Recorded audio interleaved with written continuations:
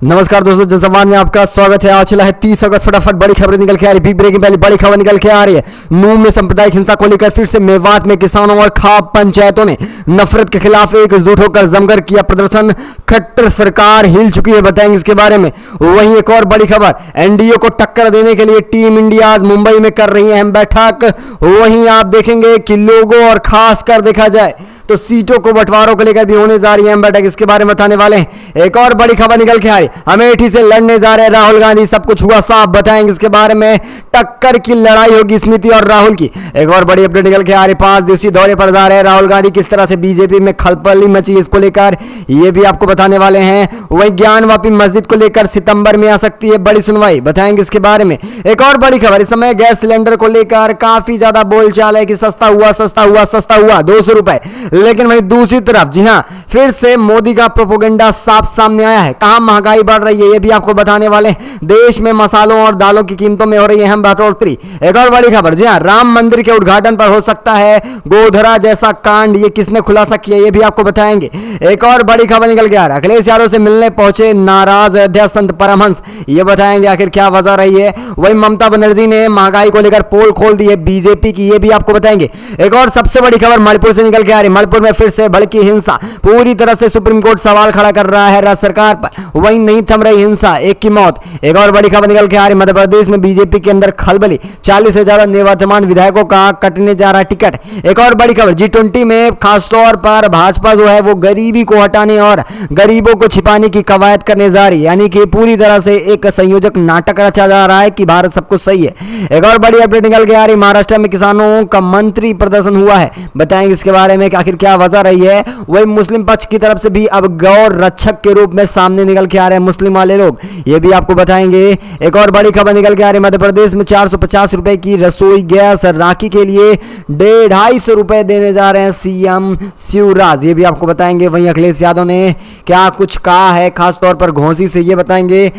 ऐसी तमाम बड़ी खबरें निकल के आ रही हैं। तेजस्वी यादव का भी ऐलान हुआ है टीम इंडिया को लेकर, सब कुछ आपको बताने वाले हैं क्या करके विस्तार से, लेकिन उससे पहले आपसे एक छोटा सा निवेदन है, अगर आप हमारे चैनल पर नए हैं तो चैनल को सब्सक्राइब कर लेना जरूर दबाइएगा। देश दुनिया की फटाफट बड़ी खबरों को पाने के लिए दरअसल पहली और सबसे बड़ी खबर निकल के आ रही है। जी हाँ दोस्तों, नूंह सांप्रदायिक हिंसा के बाद मेवात में किसान और खाप पंचायतों की तरफ से फिर से नफरत के खिलाफ पंचायत जुटी। इसकी सबसे बड़ी वजह क्या रही, जरा ये समझिए। राजस्थान के अलवर में बीते खासतौर पर सोमवार के दिन फिर से एक नई शोभा यात्रा निकाली गई थी। अब महापंचायत में हजारों किसान जुटे और हरियाणा में नूंह में हुई हालिया सांप्रदायिक हिंसा के मद्देनजर नफरत की राजनीति का मुकाबला करने की कसम खाई है। आपको याद होगा कि बीते 31 जुलाई को हरियाणा के नूंह और गुड़गांव और आसपास के इलाकों में हिंदू समूह द्वारा निकाली गई एक रैली के दौरान मुस्लिम विरोधी हिंसा देखने को मिली। इस घटनाओं के बाद राज्य में सांप्रदायिक तनाव का मुकाबला करने के लिए किसान संगठनों ने जिद, हिसार और मेवात में 3 बड़ी बैठकें की। इसके अलावा मेवात क्षेत्र में लगभग 2 दर्जन स्थानीय खाप पंचायतों की बैठक आयोजित हुई थी, जो हरियाणा और पड़ोसी राज्य राजस्थान दोनों में फैली हुई थी। बीते 9 अगस्त को हिसार के बासवा गांव की अनाज मंडी में किसानों की बैठक हुई, जो मूल रूप से किसानों के मुद्दों पर चर्चा के लिए बुलाई गई थी। अब इसका नाम बदलकर भाईचारा सम्मेलन कर दिया गया है, ताकि नूंह और गुड़गांव में हुई हिंसा और इसके बाद मुसलमानों के बहिष्कार का आह्वान करने वाले हिंदू समूहों द्वारा किए गए नफरत भरे भाषण के खिलाफ खड़ा हो जा सके। अब नफरत के खिलाफ किसानों के विरोध प्रदर्शन के बाद हरियाणा में हिंदुत्व समूह द्वारा इस तरह के बहिष्कार के आह्वान काफी हद तक बंद होते नजर आ रहे हैं। किसान नेता शमशेर सिंह मोरे ने द वायर को बताया, यह किसानों की चेतावनी का असर है और हरियाणा में अब रक्त पटल नहीं होने वाला है, ये टल जाएगा। उन्होंने कहा, मेवाती हमारे भाई हैं, वे किसान के विरोध के दौरान हमारे साथ खड़े रहे और लंगर का आयोजन किया। इसी दौरान भाजपा समर्थकों ने हम पर हमला किया, हमने आतंकवादी कहकर बदनाम किया। वही किसानों का कहना है कि हम इनके लिए कुछ भी कर दें, लेकिन इनका एहसान नहीं चुकाया जा सकता है। दरअसल आपको बता दें कि जब किसान अपनी हक की लड़ाई लड़ रहे थे दिल्ली में, तब उनके साथ मुस्लिम समुदाय के लोग ही खड़े थे। एक और बड़ी खबर निकल के आ रही है। जी हाँ दोस्तों, आपको बता दें टीम इंडिया को लेकर होने जा रही है अहम बैठक में खास तौर पर लोगों पर होने जा रही है चर्चा। जी हाँ दोस्तों, आप सही सुन रहे हैं, लोगों और खास कराने वाली रणनीतियों पर अहम बात होने जा रही है। टीम इंडिया के गठबंधन को लेकर 31 से 1 सितंबर के बीच बैठक होगी और यहां पर लोगों को लेकर अहम बैठक होने जा रही है। भाजपा चले जाओ, जी हां, भाजपा चले जाओ का नारा के साथ लोगों भी यहीं पर डिसाइड किया जाएगा। कांग्रेस की वरिष्ठ नेता सोनिया गांधी विपक्षी दलों के गठबंधन टीम इंडिया की इस हफ्ते मुंबई में होने जा रही बैठक में शामिल होंगी। इस बैठक में भाजपा चले जाओ का नारा दिया जाएगा। पार्टी की महाराष्ट्र इकाई के प्रमुख नाना पटोले ने जानकारी दी। उन्होंने कहा कि इस बैठक में विपक्ष गठबंधन इंडिया का लोगो भी जारी कर दिया जाएगा। पटेल ने कहा कि टीम इंडिया गठबंधन में प्रधानमंत्री पद के लिए कई समक्ष उम्मीदवार हैं और दावा किया गया है कि कुछ दल जो वर्तमान में भाजपा के नेतृत्व वाली राष्ट्रीय जनतांत्रिक गठबंधन के घटक हैं वे सभी विपक्ष गठबंधन में शामिल हो सकते हैं। भाजपा विरोधी गठबंधन के प्रमुख नेता 31 अगस्त और 1 सितंबर को मुंबई के उपनगर में एक आलीशान होटल में जुटने वाले हैं। India national development exclusive alliance के 26 दल रहने वाले हैं। पटना में जून में बैठक हुई थी, इसके बाद बेंगलुरु में बैठक हुई थी, आपने देखा था। यानी कि देखा जाए ये तीसरी बैठक काफ़ी अहम होगी क्योंकि यहाँ पर टीम इंडिया के लोगों पर चर्चा होगी। और दूसरी बात यहाँ पर सबसे बड़ी चीज़ ये देखी जाए, लोगों के साथ साथ अब सीटों को लेकर भी अहम चर्चा हो सकती है। आप इसे किस तरह से देख रहे हैं अपनी राय कमेंट के माध्यम से दीजिएगा। वहीं एक और बड़ी खबर निकल के आ रही, ज्ञानवापी को लेकर अहम खबर निकल के आ रही। ज्ञानवापी मस्जिद के वजू खाने क्षेत्र में शिवलिंग को छोड़कर एएसआई का सर्वे किया जाएगा और इस पर सुप्रीम कोर्ट की अगली सुनवाई देखा जाए सितंबर माह के 15 तारीख को आने वाली है। जी हाँ, वाराणसी स्थित जिला अदालत के समक्ष एक आवेदन दायर किया गया है जिसमें मांग की गई है कि भारतीय पुरातत्व सर्वेक्षण को संरचना को कोई नुकसान नहीं पहुँचाया जाए, बिना नुकसान किए वजू क्षेत्र में जांच की जाए। सर्वेक्षण के जांच के लिए कहा गया है कि जहां पर शिवलिंग रही है उस स्थान को छोड़ दिया जाएगा। आवेदन में कहा गया है कि संबंधित संपत्ति के धार्मिक चरित्र का पता लगाने के लिए सर्वेक्षण आवश्यक है, इसलिए यह शिवलिंगम को छोड़कर संरक्षित क्षेत्र का वैज्ञानिक सर्वेक्षण किया जाना चाहिए। राखी सिंह पीएसपी धारा 75 ई और आदेश 26 नियम 10A सहपाठिता धारा 151 के तहत श्रृंगार गौरी पूजा मुकदमा सन 2022 में आवेदन दायर किया। श्रृंगार गौरी का मुकदमा वर्तमान में वाराणसी कोर्ट में लंबित है। यह मुकदमा पिछले साल 4 हिंदू महिलाओं द्वारा किया गया था जो उपासक रही थी और उन्होंने कहा कि मस्जिद परिसर के अंदर मौजूद देवी देवताओं की पूजा करने के लिए साल भर में एक बार वो पहुंचती हैं, ऐसा उनकी मांग थी, जिसके बाद ये धीरे धीरे एक तरह से राजनीतिक मुद्दा बन चुका है। एक और बड़ी खबर निकल के आ रही है, देश में इस समय पूरी तरह से देखा जाए तो फिर से बीजेपी ने जनता के खास तौर पर मुद्दों से भटकाने के लिए महंगाई को सीधा कम किया। जी हाँ, गैस सिलेंडर में 1, 2, 5, 10, 20 रुपए नहीं बल्कि सीधा 200 रुपए 250 रुपए कम किया जा रहा है। इसकी वजह है किसी तरह से जनता का ध्यान भटक सके, लेकिन वहीं देखा जाए और सब चीज़ों में लगातार महंगाई आसमान छू रही हैं। जी हाँ दोस्तों, साल में 27% महंगी हो गई अरहर की दाल, मसाले हो गए दुगने। जी हाँ, आप सही सुन रहे हैं, बाजार तो ज़ाया ही करते होंगे। सरकार की तमाम कोशिशों के बाद भी दाल की कीमतें कम होने को नाम नहीं ले रही हैं। खासतौर से अरहर की दाल जो लगातार महंगी हो रही है, उछाल में देखने को मिल रही है। पिछले एक वर्ष में अरहर दाल 27% महंगी हो गई। वहीं अगर बात की जाए उड़द को लेकर और मसूर दाल की बात की जाए तो इसमें भी भारी बढ़ोतरी देखने को मिली। वहीं इस साल मानसून भी काफ़ी ज़्यादा उथल पुथल वाला रहा, जिसके बाद और भी महंगाई बढ़ती नज़र आ रही है। अरहर दाल में काफ़ी ज़्यादा बढ़ोतरी हो रही है। Department of consumer affairs prime monetary division जो देश भर में खुदरा कीमतों पर रोज़ाना नज़र रखता है, उसके डेटा की माने तो अरहर दाल 29 अगस्त 2022 को 110 रुपये प्रति किलो बिक रहा था और यहाँ पर उसकी औसतन कीमतें साल में बढ़कर 140 रुपये हो गई है। कहीं ना कहीं देखा जाए 27% की बढ़ोतरी है, जिस पर सरकार पूरी तरह से फेल रही है। मूंग की दाल में कुछ इसी तरह से बढ़ोतरी देखने को आपको मिल सकती है। 29 अगस्त 2022 को 102 रुपये किलो रहा। फिर वहीं सीधा देखा जाए 6.25% की बढ़ोतरी होने के बाद 115 रुपये प्रति किलो हो गया है।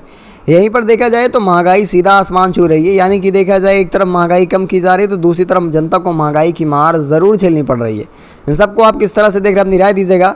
एक और बड़ी खबर निकल के आ रही है। जी हाँ, राम मंदिर के उद्घाटन पे हो सकती है बड़ी दुर्घटना, गोधरा जैसी घटनाएं घट सकती हैं। जी हाँ, संजय राउत ने बीजेपी पर बोला है करारा हमला। दरअसल संजय राउत का कहना है कि बीजेपी देश का माहौल बिगाड़ने के लिए राम मंदिर के उद्घाटन के समय कोई गोधरा जैसा कांड करा सकती है। आपको बता दें, राम मंदिर के उद्घाटन से पहले गोधरा जैसी घटनाएं होने की आशंका जताई जा रही है।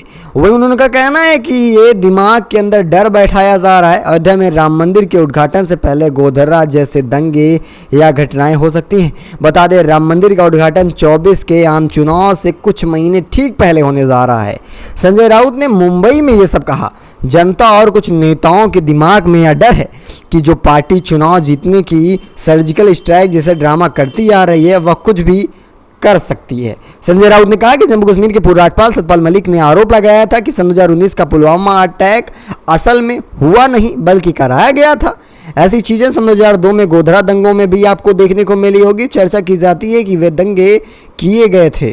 संजय राउत ने असल में गोधरा के कार सेवकों से भरी ट्रेन की एक बोगी फूकने जाने की घटना का जिक्र करते हुए कहा कि इस घटना में 50 से ज़्यादा लोग जिंदा जल गए थे और फिर गुजरात में कई हिस्सों में दंगा भड़का था। बता दें फरवरी सन 2019 की बात है, पुलवामा अटैक आपको याद होगा। उससे पहले फिर लोकसभा का चुनाव होने जा रहा था उसके बाद, जिसके बाद आपने देखा था किस तरह से चुनाव से पहले एक बड़ा कांड हुआ था और यही सब गुंजाइशें आने वाले 24 के चुनाव में भी लगाई जा रही हैं। वैसे आपकी क्या राय इसको लेकर? क्या बीजेपी इस बार भी कुछ ऐसा करना चाहेगी? इन्हें अपनी राय देना ना भूलेगा।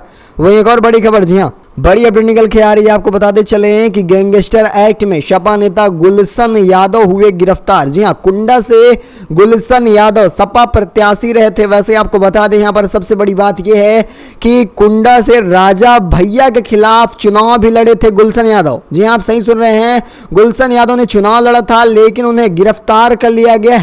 दरअसल गुलशन यादव पर देखा जाए तो 33 मुकदमे दर्ज थे।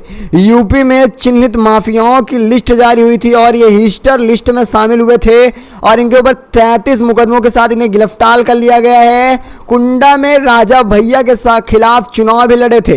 एक और बड़ी खबर निकल के आ रही है, मणिपुर में नहीं थम रही हिंसा, 2 गुटों के बीच हो गई गोलीबारी, एक की हुई मौत। बड़ी खबर आपको बता दें, मणिपुर में पिछले कई महीनों से जारी हिंसा अभी थमने को नाम नहीं ले रही है। मंगलवार को राज्य के विष्णुपुर जिले में नारायण सेना के 2 बच्चों के बीच गोलीबारी की खबर फिर से सामने निकल के आ रही है।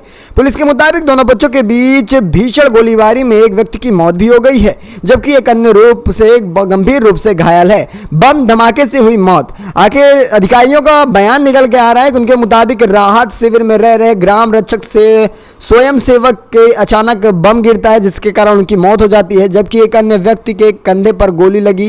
घायल को इम्फाल के अस्पताल में भर्ती कराया गया है जहां पर उसका इलाज जारी है। हालात काफी ज्यादा गंभीर बताई जा रही है। आप इसे किस तरह से देख रहे हैं? और जो यहाँ पर सबसे बड़ी बात यह है कि लगातार हिंसा जारी है।